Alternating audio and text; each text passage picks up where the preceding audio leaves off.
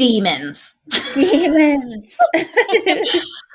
Welcome. Let's do it. Welcome, Let's demons. do this. Welcome, demons, except not welcome. At all. You are not at all welcome. At all welcome. I know. Oh, God. I was thinking, I wrote my notes on paper today, and I was like, maybe I'll burn these afterwards. Mine are all digital, so delete them. Delete. Just put the strike through every single line. Exactly. You can never be too careful. Nope, you cannot. Okay, welcome back, everyone. Girls Gone Spooky, episode 19. Almost to 20. Almost to 20. 20 will be our Mexico episode. So exciting. I know. I just scared the crap out of my cat. Sorry, Binks. He's our own mascot, of course, but also my personal demon because he scratched my eye just on the Friday. Worst place imaginable. The worst place, and it was such a freak thing. Like he likes to groom me, which is very sweet and is a sign of him like trusting me.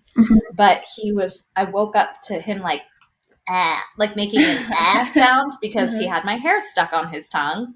Maybe just don't lick my hair, then you won't get my hair stuck on your tongue. Yep. Cool. Woke me up. I reached for my phone, I think too quickly, and startled him, and he kind of spazzed, and his claw literally just slipped into my eyelid, and I was like, ow! It was an accident, basically. Totally an accident. Oh my God, yeah. Like he wasn't, and then he kind of freaked out. Like he knew. I scared him, he scared me. Back and forth for the next 30 minutes. No. Anyway, it's all fine. I didn't lose the eye. It could have been worse. Good. He had let me trim his claws that morning, thankfully, because So anyway, he's my own personal demon. I will not be discussing him any further as a topic today, but just to update everyone. Yeah. Good update. He's a sweet demon. He's a sweet little demon. He can turn it on and off. Exactly. Unlike the rest. Unlike the rest. I have some interesting, kind of dichotomy on one of mine. So I will get to that. But you are up first. Okay. Yeah. Well, I'll start by saying that I tend to steer clear of demons. And that sounds stupid, but as somebody who loves spooky things, it maybe is valid to mention that demons are one of the things that I just won't mess with. So I have hardly ever researched them at all. And we were just talking about this, but I was surprised to see kind of how little there was, or how little detail there was about more than like the devil, the ones that you've heard of. But anyway, so I'd come across these huge long lists, but not much about what they actually do, which I think is the more interesting part and the most morbid way. So because of this, first of all, my portion is a little bit short, but also in order to find demons with backstories or like things where we can say this is what they might do, I turn to pop culture again, particularly movies. And this is something similar to when I did the episode about exorcisms. So it kind of builds on that, like a deeper dive into the demons that are at the heart of those stories. So the first one I found, which actually I wanted to make sure, I think you're doing this one today. Is it the one from The Exorcist? Possibly. Is it? Well, I won't say it, but maybe. I don't reference The Exorcist at all in mine, but it would make sense for that to be it. Okay. Well, all right. Should I say the name? Yeah, we can go be for sure? it. Go for it. Okay. Yeah. Well, is his name Pazuzu? It's Zozo, but there are different. Yeah, there are different. Because I saw them referenced in the same places, so I didn't want to do it if that's what you're doing. But So yeah, maybe I won't go too deep, but I'll just mention that this was the demon in The Exorcist. I think in the book, but definitely in the movie. Mm-hmm. And if you remember, The Exorcist was inspired by a real story, a true story of Roland Doe, who was exorcised of his demon, which I think they think it's Pazuzu. So Pazuzu is derived from the ancient Mesopotamian religion, and was said to be the king of the demons of the wind and the bearer of storms and drought. Oh, okay. And he's known for bringing famine during the dry season and locusts during the rainy season. All around great guy. Yeah, we love him. He's depicted as a combination of human and animal parts. So he has a man's body, the head of a lion or a dog, the talons of a bird of prey, 2 pairs of wings, a scorpion's tail, and worst of all, a serpentine penis. Come on, dude! Add insult to injury there. Seriously. Yeah. But a serpent weenie? Come on, man. No thanks. No thanks. But yeah, so he has been, I guess, memorialized in like amulets and statues.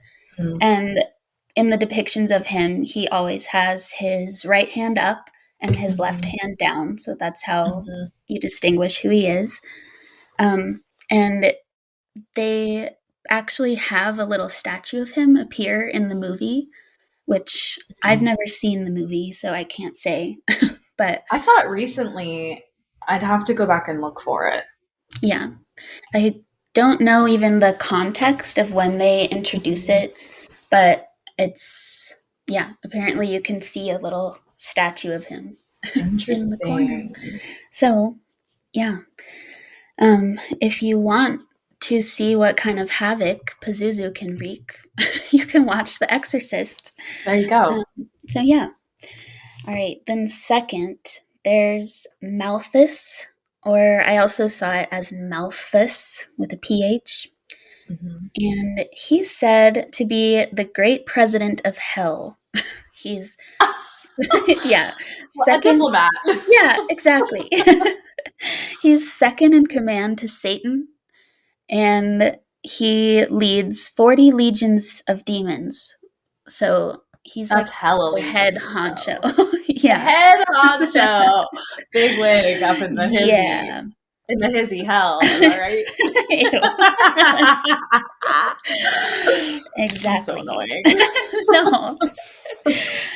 But, okay, so he often appears as a raven, but he can also resemble a man with a hoarse voice. So weird. But like mouth HOA. Just thinking, should I distinguish that? Nay? Like, does he nay? Yeah. No. That would be like very not intimidating. Yeah. No. It'd be like worth laughing at. Yeah. Just confusing. BoJack Horseman. Yeah, no. Kind of like how my voice sounds right now. A little bit you sound raspy and sexy, don't worry. Oh, thank you. I just cannot shake this like lingering little bit of like phlegmy loveliness. Hoarseness, yeah. So I'm not Malthus, but he sounds like me, so allegedly. Yeah. So you say. Yeah, so I say. But Malthus is one of the demons that's relatively easy to conjure. Great. Why you would ever do that, I don't know. But he will usually appear if you give him offerings. But he'll come and then deceive you. Surprise, surprise. So, like, why? But Malthus, when he comes, he can attach himself to inanimate objects, though his main objective is always a human host. And he's the demon in Annabelle, which is another horrifying movie. Wait, cool. Sorry, I just got really stoked on that. Oh my God, yeah, of course. Yeah, so he's occupying the doll's body. Yeah. Yikes. Big yikes. Yeah, so also, maybe you know this already, but I just wanted to throw in there that Annabelle is also kind of based on a true story. Dude. Yeah. That's one that was investigated by the Warrens, right? Yes. Yeah. Ed and Lorraine, I think their names were. Yeah. Did they involved with the Exorcist story too? Or no, I think they were I don't think involved so. with like the one in Connecticut. Oh, the Amityville. Yeah, Amityville, and also the one that The Conjuring is based on. Yes.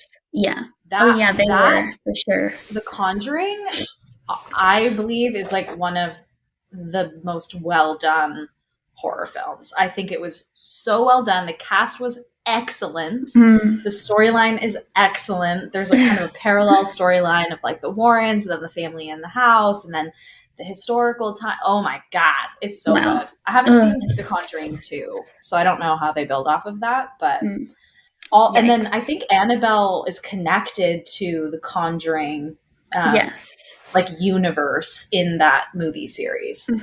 Yeah, I saw that when I was reading about this, but I don't know exactly what the connection is, but they're definitely mentioned together. Okay, yeah, but I just wanted to run through that story really quickly because it's so scary. So the real quote unquote Annabelle, this was in the 1970s, and rather than being a porcelain doll like in the movies, she's actually a Raggedy Ann doll, which is maybe so much worse. Yeah, because they have like the stitching for the eyes and the mouth. It's like Coraline meets demonic possession. Exactly. No. So yeah, she's a Raggedy Ann. And she was given as a gift. So I don't know what happened like before she was given to this family, but when she was given to them, they started noticing that she was able to move around the house. They wouldn't see her moving, but she would just appear like in different parts without being carried there. No. Yeah. No. It's okay. I'm good. No. And they also started finding notes that said, "Help me." And they were written on parchment paper, which the family said they didn't have in their house. So it was an unknown source. And so at that time, they had a medium come over to assess their situation, and the medium was able to identify the doll as being possessed by a 7-year-old girl named Annabelle Higgins, whose body had been buried on the site of the apartment that the owners were living in. Okay. So she's not a demon, but she's obviously a spirit that's unrested, unquiet spirit. Yeah. So then the last straw for them was that the man who lived in this apartment got a bloody scratch across his chest that was like searing pain. So at that time they were like, we have to get rid of this. So they handed it over to Ed and Lorraine Warren. And excuse me, as Ed and Lorraine were transporting her, their car kept stalling. And at one point, their brakes went out on this drive to transport her. So she's in the car at this point. Yes, yeah. They had her, he said they had her in a seatbelt in the back seat. So it's kind of a funny image, move around. But like, a Raggedy Ann doll in a seatbelt. All buckled in. But so funny. Yeah. And then when they took her in, then they had a priest, I believe, come to try to exorcise the spirit. And he kind of took it as a joke. But then as he left the house, he got into a near fatal car accident and said that he saw the doll like as it was happening, saw her in the rearview mirror. Whoa. she's a bad omen, just a bad thing. So, oh no. Yeah, but the Annabelle doll or Raggedy Ann, I guess, is still with the Warrens. They're both passed away now, but they have an occult museum in Connecticut, and you can go see this doll if you want to. She's locked in a glass case with the Lord's Prayer inscribed on it, and it says, positively do not open. So they incorporated that into the movie. She's the porcelain doll in the movie, but there's a bunch of stuff about that and things, because like at like they're alive in the movie, obviously, because it's kind of about them. But like things are happening in the house, and it's like the occult, what's now in the occult museum was like in like their basement or some like guest room, like all this creepy shit that either is possessed or has been possessed and is like locked away under and kind of like warded in, you know, with like the Lord's Prayer or something biblical.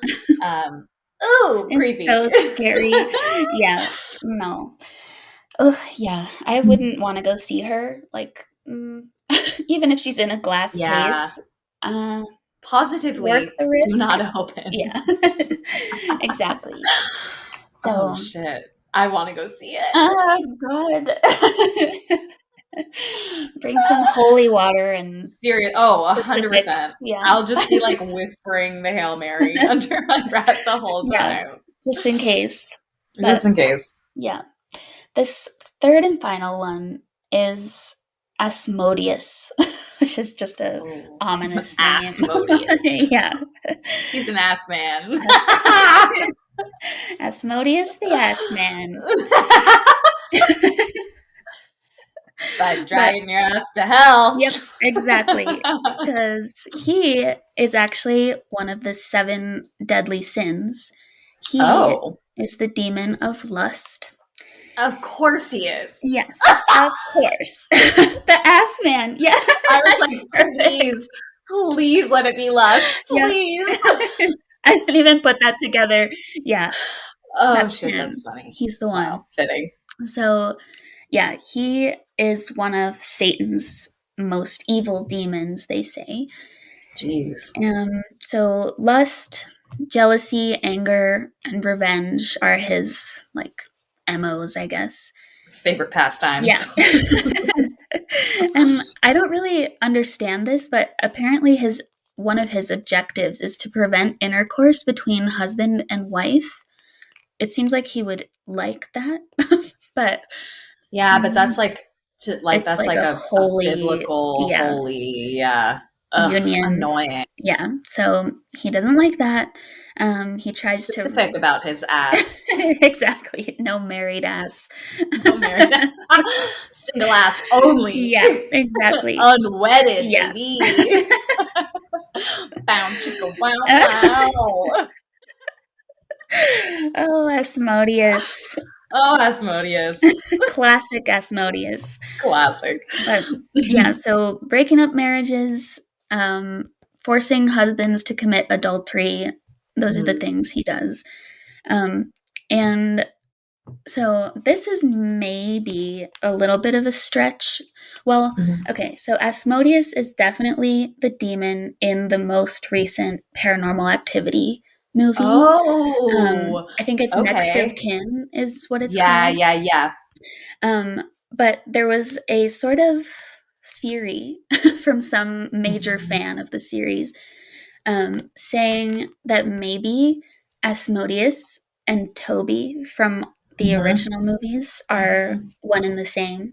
Yeah. Because Asmodeus appears in the book of, it looks like Tobit, but who's to say it's not a silent T pronounced Toby. Oh. So. Whoa. Yeah. Oh my God. It's just a theory, but. We love a super fan theory, though. That shit hit. I know. And I had to mention it because that's the only one of these movies that I've seen. Yes. I'm sorry. Absolutely. That's on me. That's on me. Yeah. That is 100% on me. Yep. It is, but it's all right. Was that the night we dragged your mattress into my room? I thought, well, or did we do maybe. that another night? I thought it might have been at, do I say his name? Your ex-boyfriend's house in that theater room. Oh, yeah. But Oh. maybe not. Was it there? I think we watched it at the boys' dorm or apartment in Wasna. I think it was upstairs in that house. We watched Pan's Labyrinth in that theater room, which is also creepy as shit. I think we watched The Sixth Sense there too. Yes, that's right. That's right. Mm-hmm. Yeah, I distinctly remember though Paranormal Activity because you were sitting to the right of me on the couch, gripping my arm, and I was like, "Ugh, this is maybe a bad idea." Mm-hmm. Yeah, a little bit. So sorry. So sorry. Yeah. But I've probably told this story before, but I remember in my room in our apartment, we were watching the Blair Witch Project, and I willed myself to fall asleep. So I didn't even watch it with you. Oh my God, that's right. Oh my God, Lauren was there too for that though. I was my God, pretending to be there, and I just fell asleep. Well, it's slow, so it's a movie where you're not really going to get like jump scared awake. Yeah, right. Except for the very, very end. Yeah. And Lauren and I are just like, oh shit. Yeah, but I just remember like closing my eyes, trying hard to fall asleep. Yeah, and I didn't, just to avoid watching that girl. movie. Look at you. You're like, Olivia, you've tormented me enough. The lengths that's I'll enough. Go to. The lengths for friendship. Yeah, for friendship. For friendship. That's all I had. Oh my God, those are good. I liked that you went down the pop culture path because I mean, I like love all those movies. I love the references. Yeah, and it's just like so good. I don't know if you're into that sort of thing. It's fun to be able to see like examples of maybe what these demons are known for. Yeah, and it also like I know like some of these are based on true stories, but it's also cool to see that like the writers, the producers and directors and stuff that they really did their research on like what demon could this have been, even whether it's based on a true story or not. Like it's really interesting. Like the Paranormal Activity ones, that's one that says like based on a true story or something like that, but it's like very clearly not because it's like reenacted as like from the cameras as if it's a real family. But anyway, those are good. Those are really good. I like those. Thank you. Let's hear yours. Okay, so I have two. Beelzebub is the first one that I'm just going to touch on kind of briefly because there's not a ton to talk about with him. Beelzebub, who also goes by a lot of different names, including but not limited to Baal, Baal, Baphomet, Belial, or Harrowing of Hell. Epic. Wow. I'd be like, I'll go by that one. That's a good one. It's a name derived from Beelzebub is a name derived from a Philistine god formerly worshipped in Ekron and later adopted by some other religions, primarily like people of the book, as a major demon. The name Beelzebub specifically is associated with the Canaanite god Baal, Baal. So he's referenced in all sorts of like theological writings, primarily Hebrew Bible, Testament of Solomon, Christian Bible, Gnostic tradition, as well as just general Christian tradition. In theological sources, Beelzebub is actually another name for Satan. He's known in demonology as one of the seven princes of hell. And there's a book called Le Dictionnaire Infernal that describes him as being capable of flying and known as Lord of the Flyers or also Lord of the Flies. Interesting. So he shows up as a fly a lot of the time. So I wanted to do a little bit more digging. And it's really interesting the things I came across. Just on like looking on Reddit, there's a subreddit called Demonolatry Practices. And it's like almost exclusively people who are kind of working with demons to like, whoa, like kind of make deal. It's really brave. Yeah. And also, in my opinion, stupid. But so please don't go like fucking with demons because it's a really bad idea. But people like they're, you know, satanic or whatever. So someone started this thread that was like specifically looking for experiences with Beelzebub. So I'll just read it because it's brief. I wanted to know if anyone has experiences working with the entity known as Baal, or Beelzebub. I've been feeling increasingly drawn to him over the past week. I've worked with him twice with some mixed results. But my main confusion stems from the fact that not many demonolators, I think. So someone who practices demonolatry / theistic Satanists or other practitioners have published reports on him. And on some cases, the information either contradicts itself or is portrayed through a Christian lens of Baal being the same entity as Satan. So there seems to be a little bit of confusion around like the origin of like, is it Satan? Is Baal and Beelzebub the same thing? Or is he just a demon within the like hierarchy of hell? So far, I've read that he can bestow luck and financial success on a witch. He can both restore and upset emotional and mental balance in a person as well, thus giving him a reputation for driving people insane, but also of curing them of insanity. He is thought to often take the form of a fly, and then in parentheses, I have personally witnessed this, end parentheses, and is apparently thought to be a lord of plagues and of decay. All of this to say, what's the deal? Does he govern all these things? What are your experiences with him if you have any? So some people, of course, like chime in. I'm just going to read, I think, one because they are kind of along the same lines. This person said, I've been working with Beelzebub for some time now, and while the things you claim about him are true, it all comes down to his duality as an entity or deity. Personally, I do not work with him for mental health, but I do for physical health, and if he can help, he can hurt, just as any entity can. If you ask him to help with your mental health and you don't take his advice or follow, he might throw things off the rails to make you realize that you are not listening to him or doing as you should. On the other hand, you could petition him to upset someone's mental health if he sees it is justified. In the Christian lens, they do portray him as being Satan. However, depending on your personal belief, Satan is an entity and or a title. I find that Beelzebub is simply another mask of Baal or Baal, and that he is essentially Satan's right-hand man and generally a good friend of Lucifer. Beelzebub often presents as a fly, and I find that most winged insects are his messengers. Figures why we don't like them. Lord of Flies / Lord of Plagues refers to him being basically demonized because 1, flies are associated with death and disease, and 2, bugs, namely locusts, are associated with pestilence and plagues. I find that he is useful with banishing pests rather than bringing them as a nuisance. As far as bestowing luck or granting financial success, I have no knowledge of that. If you could provide a source so I could read up on it, would be greatly appreciated.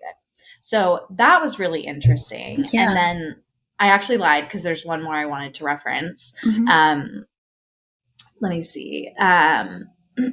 This person talks about connecting with Beelzebub as well as 2 others, Person and Arobus.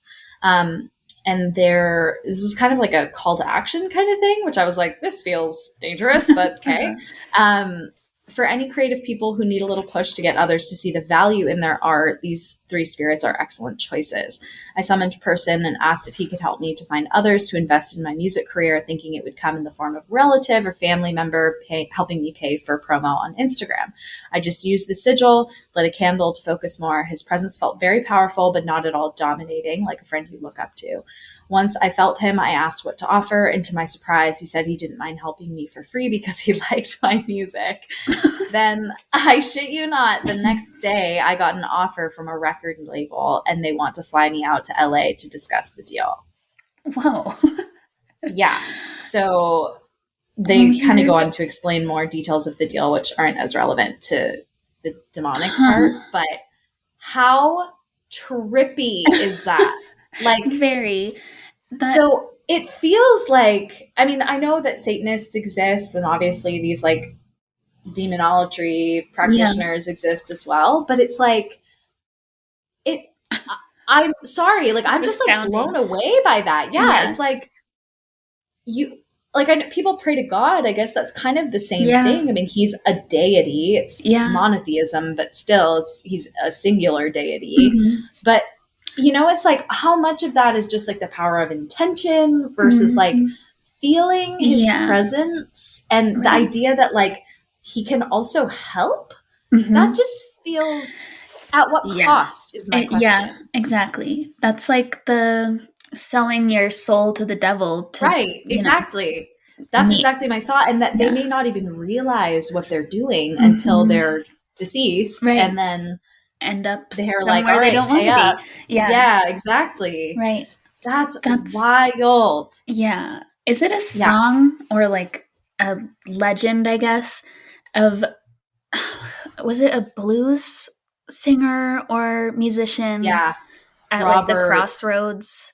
Yeah. With the devil. And he had, I'll have to look him up. He played, like, when you listen to his recordings, people who are like extremely talented guitarists basically say that like there's quite literally no way one person can be playing the guitar the way he does. Right. Like, how his picking patterns, as well as like his hand, like the formations for his chords, like it doesn't make logical sense. No one knows how to recreate it. Yeah. Wow. Yeah. That's a fascinating story. Yeah. I'll have to look him up. And maybe we can post about that on our Facebook or Instagram. But yeah, that's a really interesting one. I think his name is Robert. Actually, let me just look it up really quickly. Yeah. Why not? We have it at our fingertips. Yeah, exactly. At all times. The power of the World Wide Web. We love the World Wide Web. Yes. Okay. Robert Johnson is his name. It's rumored that he once stood at a Mississippi crossroads and sold his soul to the devil in exchange for unique musical gifts. And it's just so wild that, you know, it's one thing to say, like, you know, that's just like a legend, that he's just so amazing that he must have made a deal with the devil. But to have like music theorists listen to his music and be like, no, we're really not sure how that's possible. That freaks me out. Yeah. Right. That's weird. But that's the thing where it's like, that's kind of my question about all of this is like, when you make a deal with the devil, my assumption has always been, in theory, that you know you're making a deal. Like, I am trading either a piece of my soul or my whole soul for this something exchange.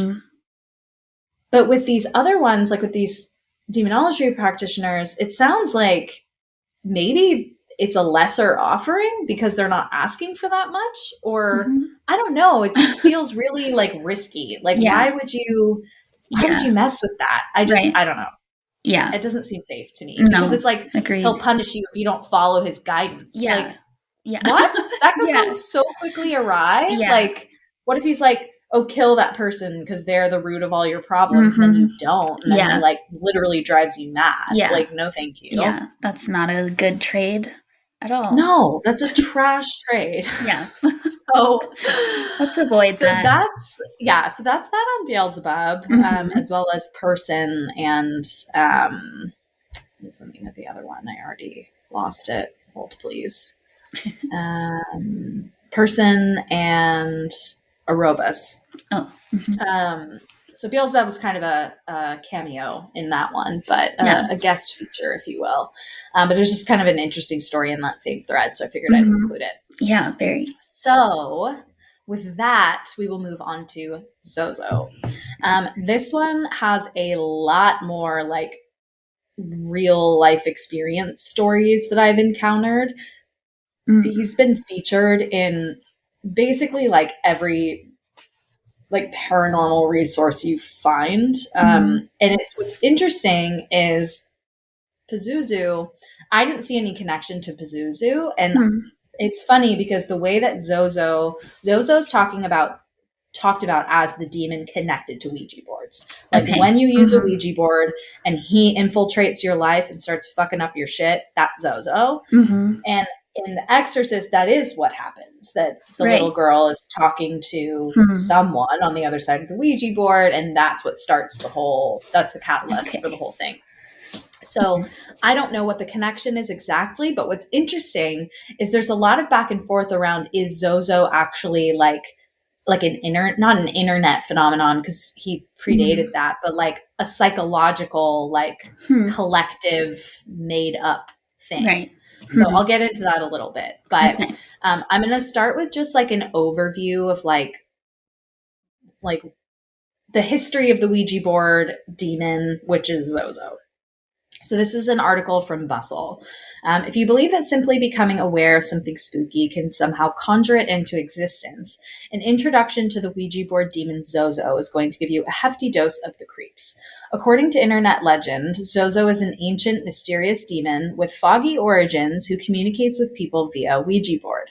His preferred style of communication is expressing grim threats through the planchette, though he is also said to be known for making ghoulish sounds, breaking things, and instilling fear for fun in those who conjure him. You'll know you've awoken the craggy old spirit when he spells out his name, Z-O-Z-O. And in a lot of the other stories that I'll share, it's like Z-O, Z-O, Z-O, Z-O, Z-O, like back and forth over and over again. Yikes. Yeah. So what's argued here, which is interesting, is that it's first introduced to the internet via a 2009 public message board. So he existed before, but the first time it came to, light on the internet seems to be 2009 on this message board, in a post written by an ex-Ouija enthusiast named Darren Evans. Zozo has now become a horror fanatic favorite on Reddit and deemed worthy of its own episode on Ghost Adventures on the Travel Channel. And I just went ahead and looked it up. It's season 9, episode 3, if you're interested in watching. Excellent. Yes. In the episode, Evans and a paranormal crew, which includes our favorite, Zach Bagans, head back to the scene of the haunting, his ex-home in Oklahoma, where he and his family claim to have been tormented by the demon, culminating in a move prompted by his daughter allegedly becoming temporarily blind after an interaction with the spirit.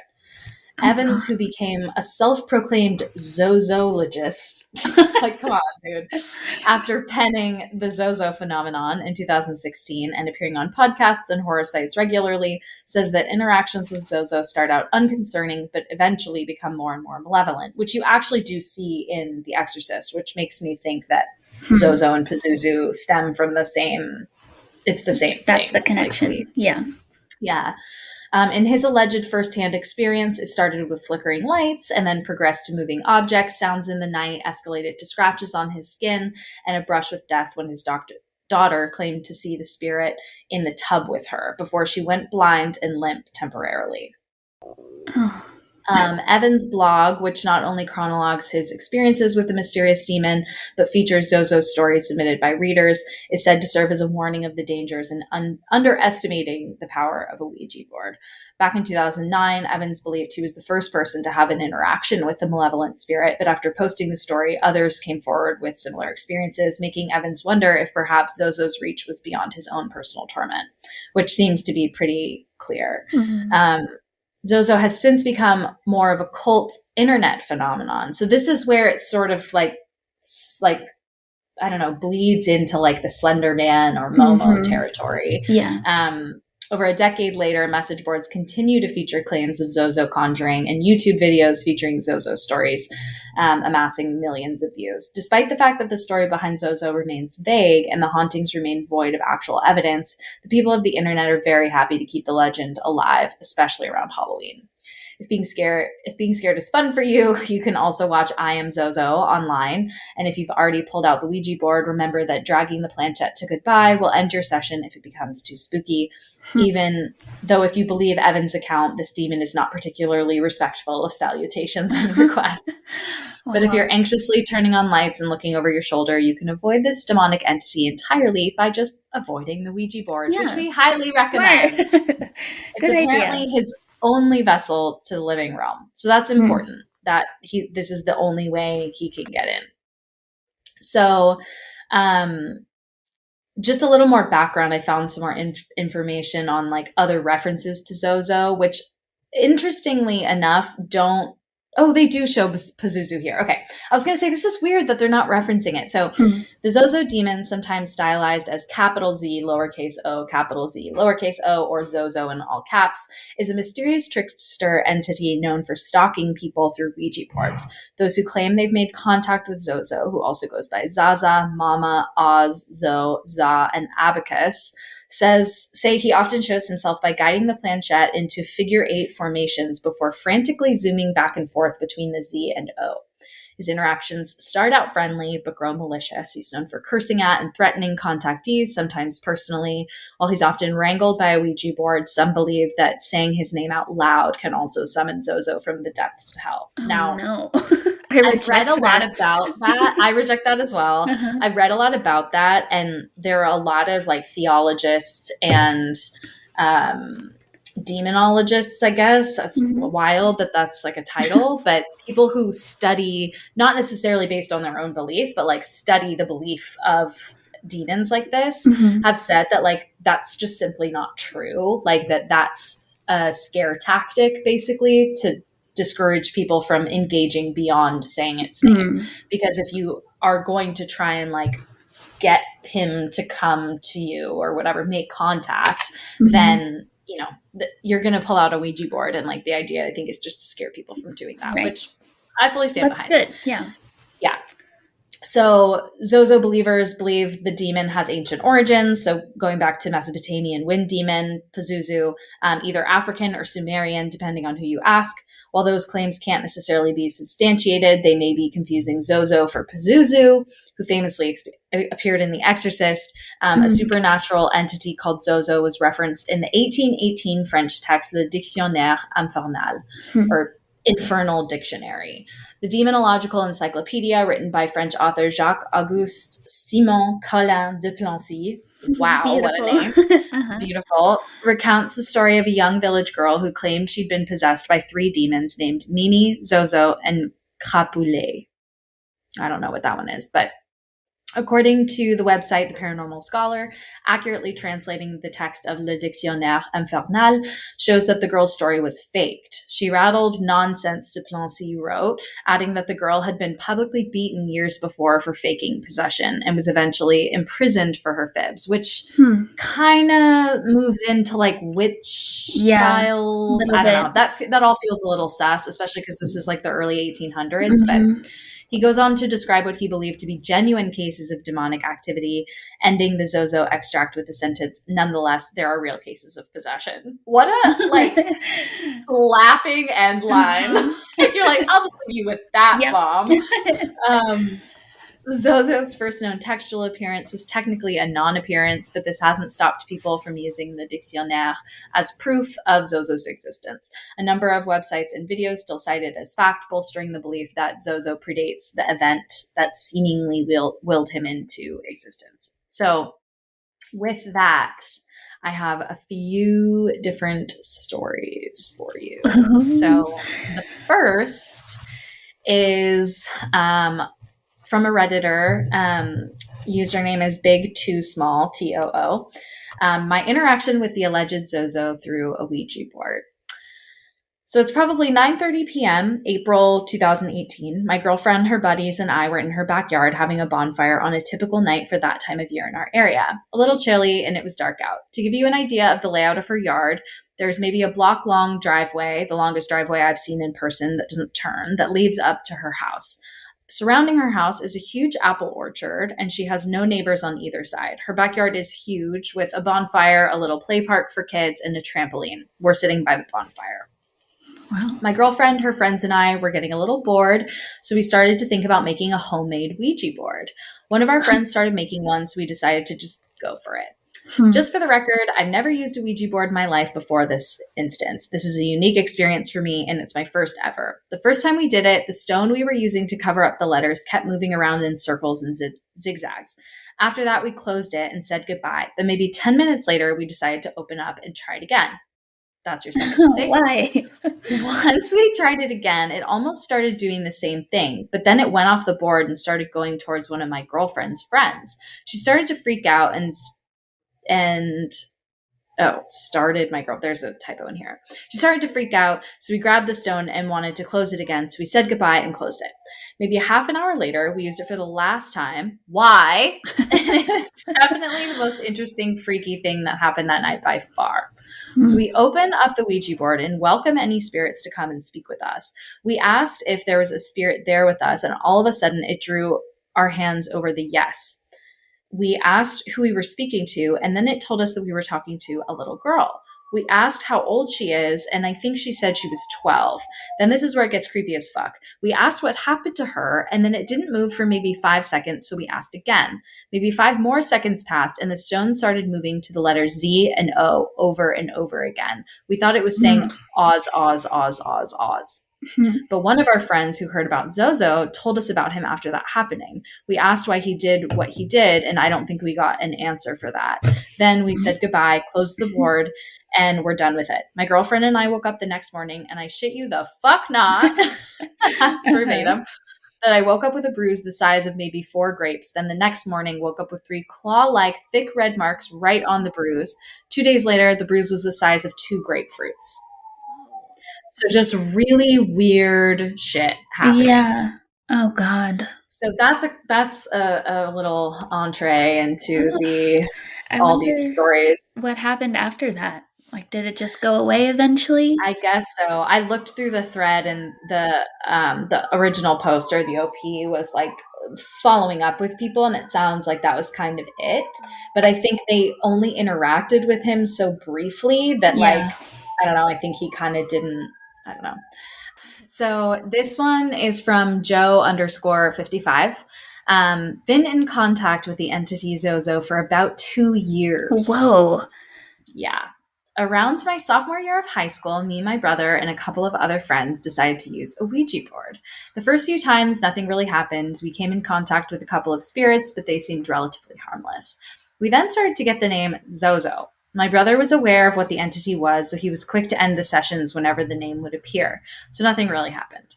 Fast forward to a few years later. This past summer, I decided to use the board again with some friends. I didn't tell them anything about my past experiences, and sure enough, the name Zozo appeared. This time, it seemed obsessed with me. It was spelling out my name, followed by words like beautiful and pretty. It also told us it was jealous of anyone that I was in love with.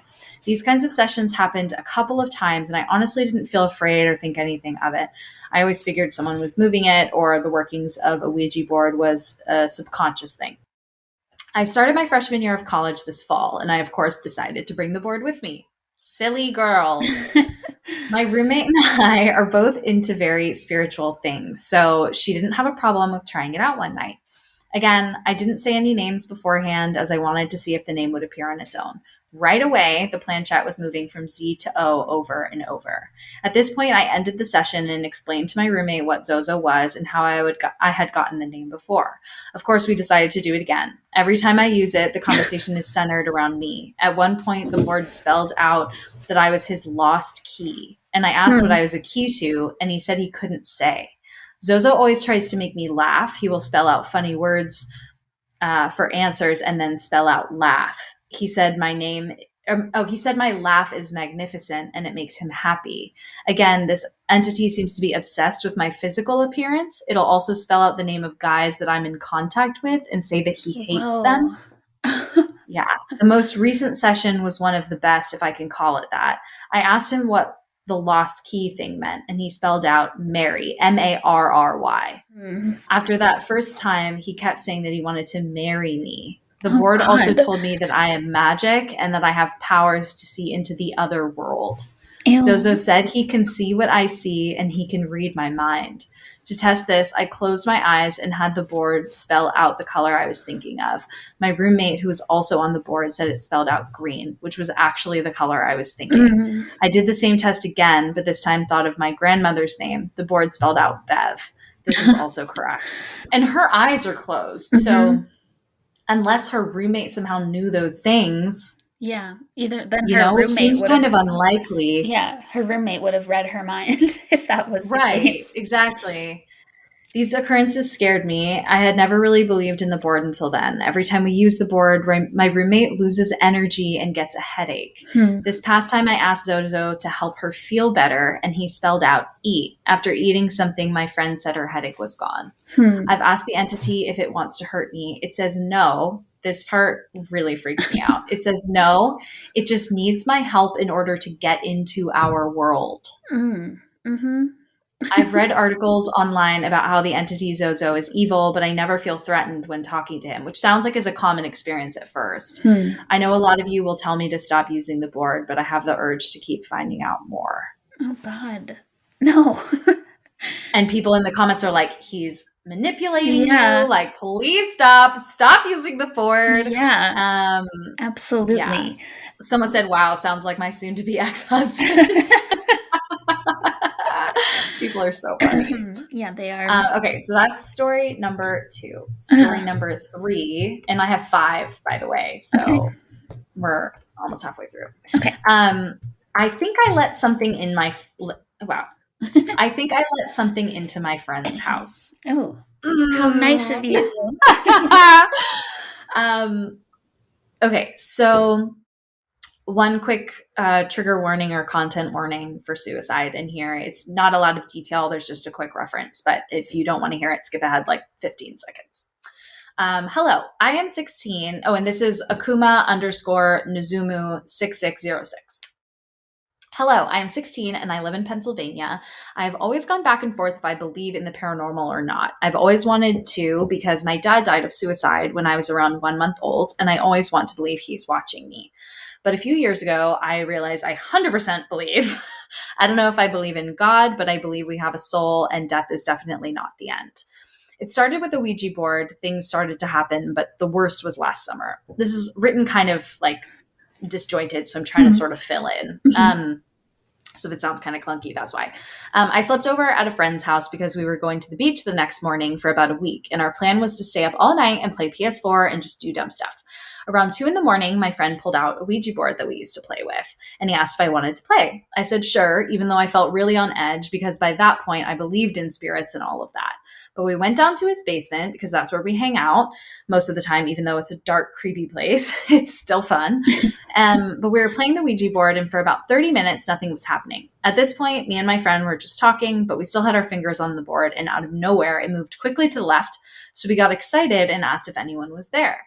It moved to yes, and I thought it was my friend, and he thought it was me. So even though I'm pretty sure it's a rule not to take your fingers off, we counted to 3 and lifted our hands, and the planchette, started spinning slowly. We slammed our hands back down on it and asked who it is, and it said Balaam, I think. Balaam. I can't really remember the exact spelling, though. It was close. It was something close to that. So we started to ask questions, and I asked, is heaven real? And it said no. And I know that demons try to convince us that heaven isn't real, so I started to sweat a little and got a little scared. But what made me and my friend freak out is when we said, who are you really? It went to Z-O-Z before I picked the thing up and threw it across the room because I'm pretty sure it was going to say that full name, Zozo. Wow. Which if you play Ouija at all, you will know what the name is. We tried to light it on fire, but only really burnt half of it until we got scared we were going to cause a fire. So we just started to walk upstairs and we're talking about it when all the power in his house went out. Oh, God. And when I tell you we screamed, we fucking screamed and ran to his room. His mom got up and yelled at us because she thought we were just messing around and broke something because all the neighbors still had power. But when she was checking, we were in his room in the dark. I was sitting on the floor and he was sitting in the bed when we both saw something. It had to be 6 feet tall, standing outside his door. Keep in mind, he only lives with his mom and she's like 5'4". And at this point, me and my friend looked at each other because you know how if it's dark, there's some light, so you can still kind of see. We just sat there looking up at it and then it disappeared. Then his mom came to us and said, why are you guys fucking running up and down the stairs? And we knew it wasn't us. And we told her everything. She believes in all that. So she said, okay, close the door, lock it, get some sleep. I'll wake you up soon. And this is like the middle of the night at this point because they started at 2 a.m. We tried to sleep, but we couldn't. So when we got bored, we took a walk around the block. But when we stepped off his yard, we saw his power go back on. And we ran our asses inside, went to his room, put on YouTube, and locked the door. We were supposed to leave around 11 a.m., but his mom came in at around 8:30. She said she doesn't feel right and we have to go. So we packed up and went to the beach. And until this day, we still hear banging and crashing sounds from his basement and his attic, because that's a whole other encounter if you guys want to hear about that another time. So the attic also is something weird.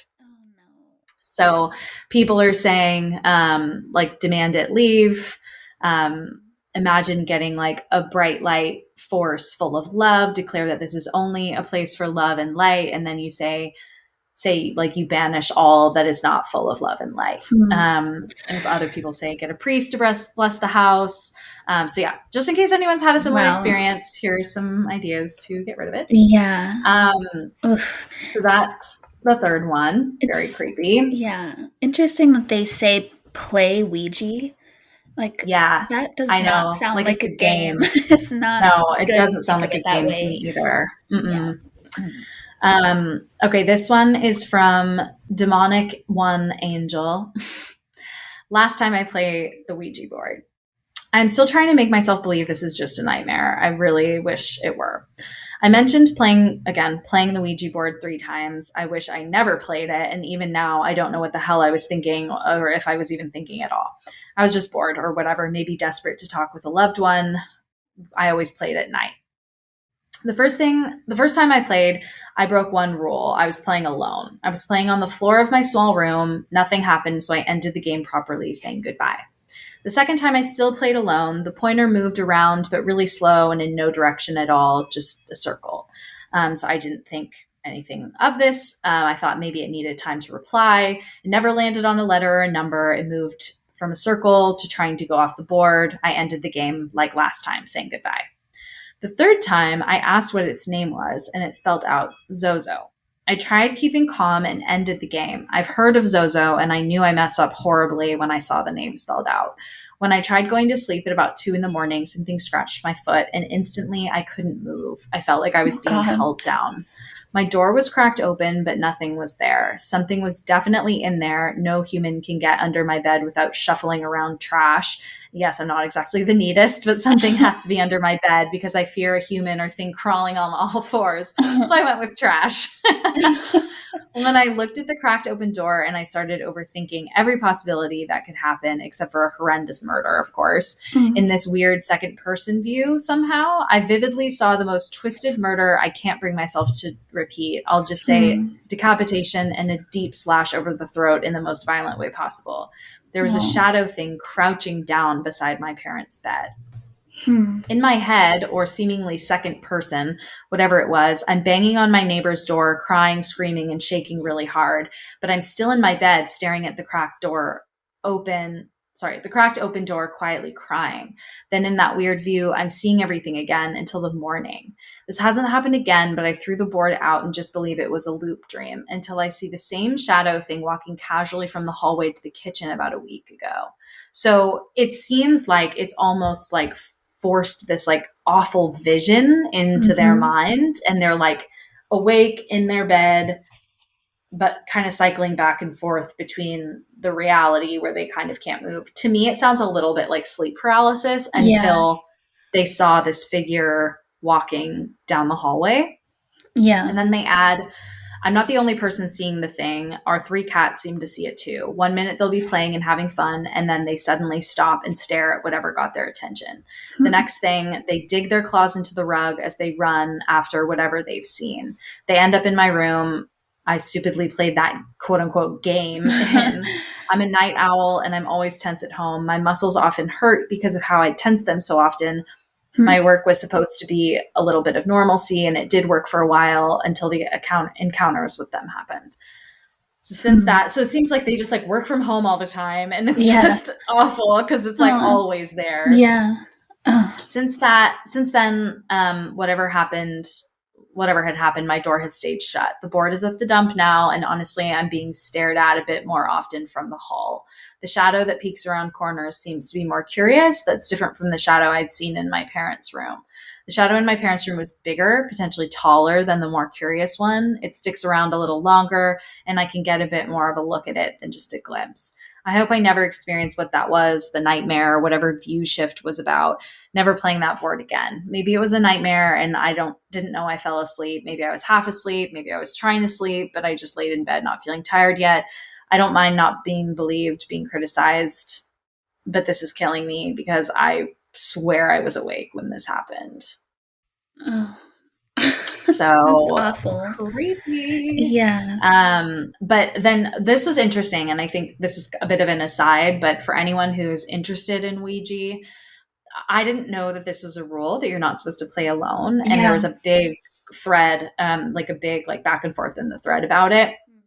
So someone was like, wait, I don't know why don't you play alone? And someone said, well, there are actually a lot of reasons, but the main one is that you can get an entity attached to you and it has the ability to oppress you and eventually possess you. But always when you're doing anything paranormal, there's power in numbers. So anytime you might be vulnerable, another person can be strong and so on and so forth. So just good something to keep in mind. Yeah. So that's freaking creepy. And then the last one is from Ruff, R-U-F-F, Samurai. My very real Ouija board experience the day I met Zozo. Okay, I will get straight into it. It was fall in 8th grade. This experience was close to a decade ago, but I still remember this day like it was yesterday. It would be a night that would change me forever. My good friend at the time, David, had been using a homemade Ouija board at my friend Jared's house just up the road. He wouldn't stop talking about it. Apparently, they had extended contact with a spirit named Evan, spelled E-V-O-N. So Evan or Yvonne. Remember this name as it'll come back later. He went on and on about what happened, but I was very skeptical, yet of course intrigued. It was in 8th grade. I have always been fascinated by the paranormal. Some of my earliest memories are of me staying up late watching History Channel's Haunted History with my mom. Hell yeah. After hearing him go on and on for what seemed like hours, we made plans to hang out the following Friday and purchase a real Ouija board. So moving on from the homemade one.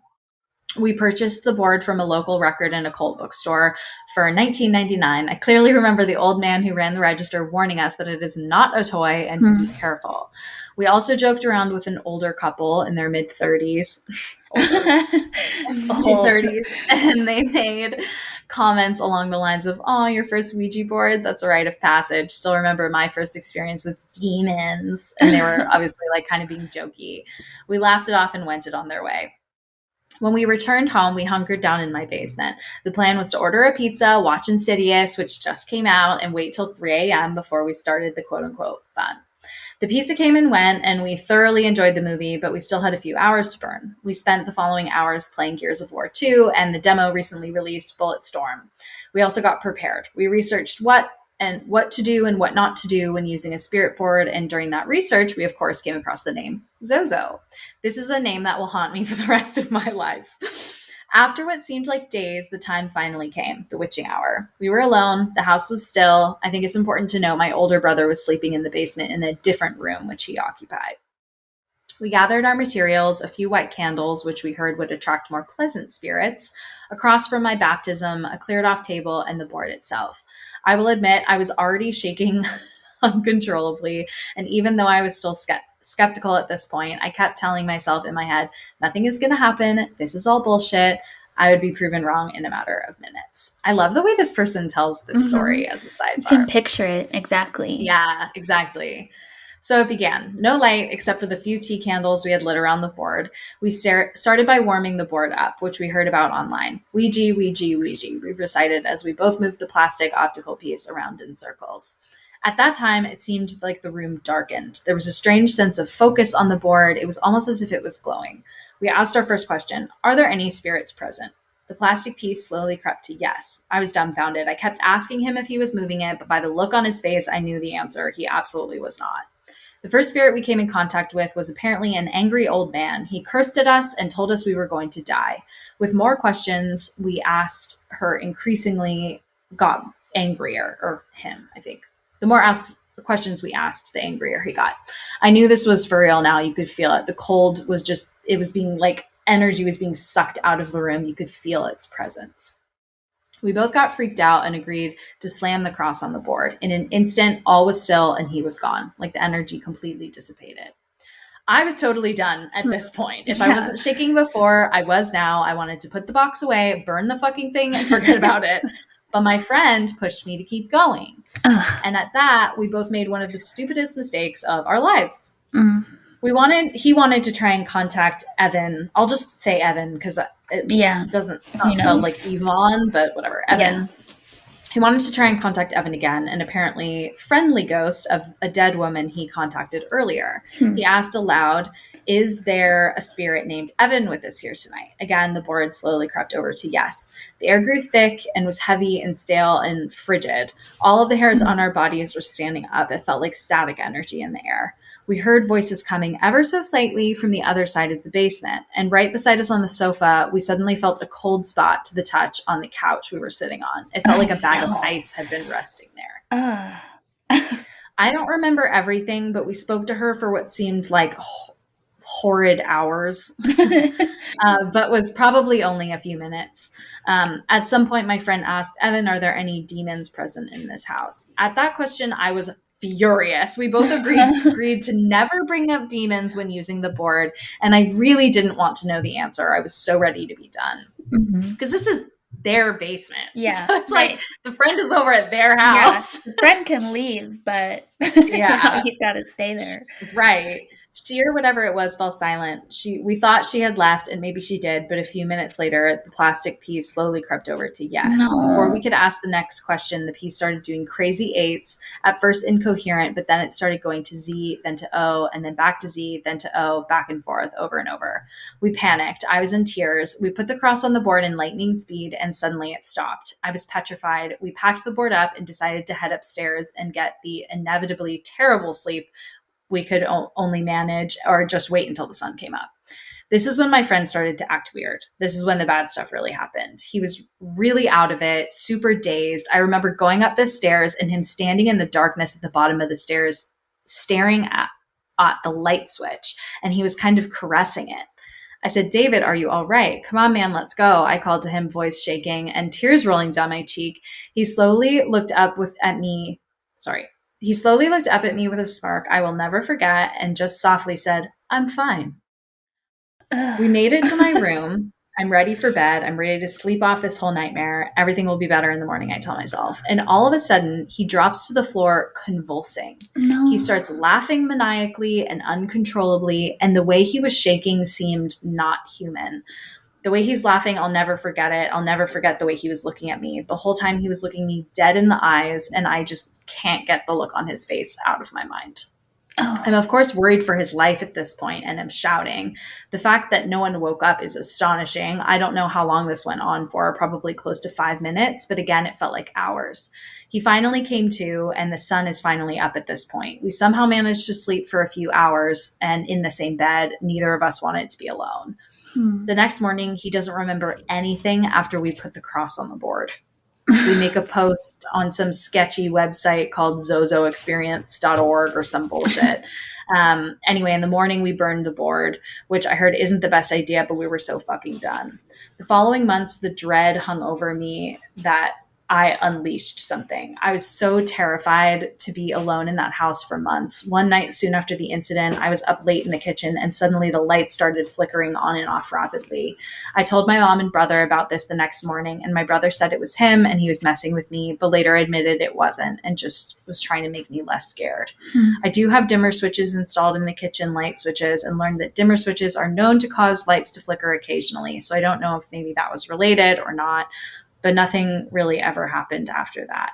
I still occupy the house to this day, and currently have the worst chills imaginable writing this. I still see David from time to time, and he swears I'm fucking with him. I wish I was. I rarely think of the incident these days, but guests or people I barely know will feel very uneasy down in the basement. They'll feel like they're being watched or just get a general feeling of uneasiness, having known having no knowledge of this incident. My brother had a girlfriend live down there for an extended period of time, and she swears she would see shadows on the wall. She got sleep paralysis regularly, which is something she never had experienced in her life, and won't even set foot down there now. I also have a good friend named Brendan who would regularly sleep over and stay down there after a long night of beer, drinking, and Xbox. To this day, he won't go down there alone anymore after being awoken by shadows one night.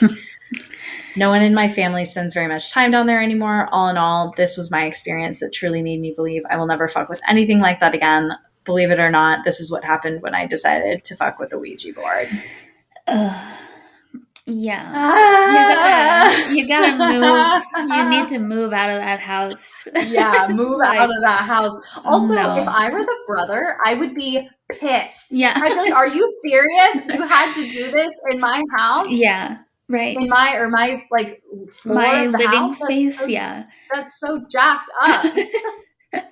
Oh God, that's I'd be scary. so mad. Yeah, so scary, dude. So if you want to read more about, it was so hard to pick which ones to talk about because there were so many. The one thing I'll say is careful what subreddit you're looking on, because there are some subreddits that are like specifically designed for people to tell fictional stories under the guise of being real. So like subreddit No Sleep, that's one of them. There are a bunch, so just look into it.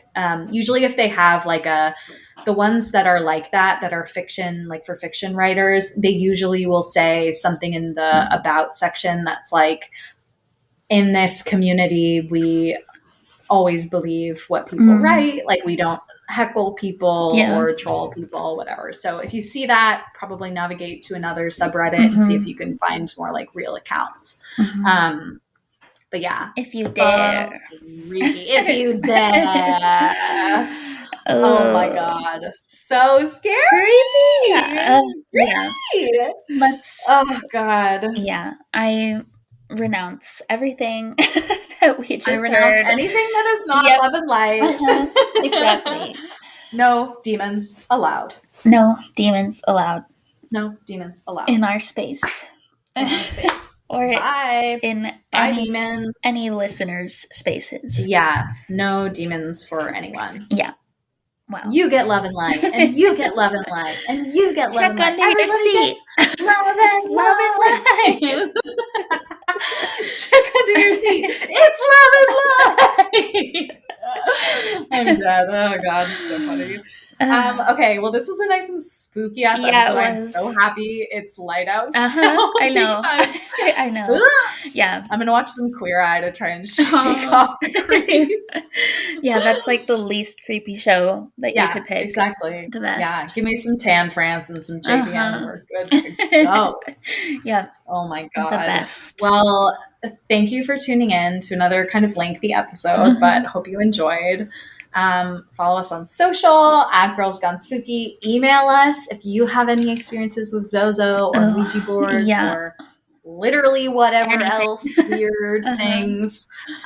Send them our way at girlsgonespooky@gmail.com. And most of all, stay spooky. See you in guys. Mexico. Yes! See you in Mexico! Bye. Adios.